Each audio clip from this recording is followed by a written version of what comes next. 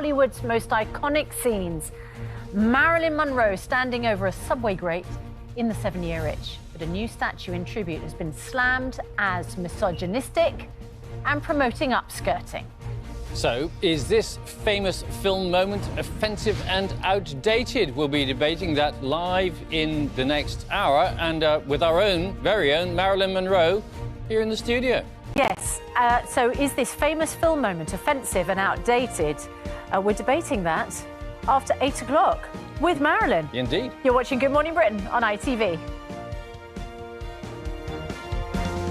Famous film moment, offensive and outdated. We'll debate that in a few minutes. And that, by the way, is Suzie Kennedy, who's doing a marvellous job, and she'll be presenting one half of the argument. Marilyn Monroe impersonator Suzie Kennedy, who says it's not upskirting, it's just a movie scene. And journalist Olivia Petter, who thinks, is it then the pose or the fact that it is a 26-foot tall replica? Well, I think it's a combination of the two. You know, Marilyn was an icon. It's very of its time. But I've seen the statue in person. I was there when it was first came to Palm Springs, and I did news programmes, and I never saw anybody upskirting it. What I saw is joy. Everybody was so excited. It's Americana. It's a piece of movie history. Everybody, I've been all over the world doing this job, and people who don't even speak English, they'll go to me, you. Yeah. Everybody, yeah. And but nobody feels... OK, so it here in the studio, when we see the film scene, the shot is very much on sort of the top, not underneath or to go underneath. And that is very uncomfortable when upskirting is now considered, you know, something you just simply don't do, criminalised. I think you're always going to find people, whatever statue you have of anything, even if you go to a museum and you see Michelangelo's David, you're going to get somebody take a picture that's lewd and turn anything artistic into something.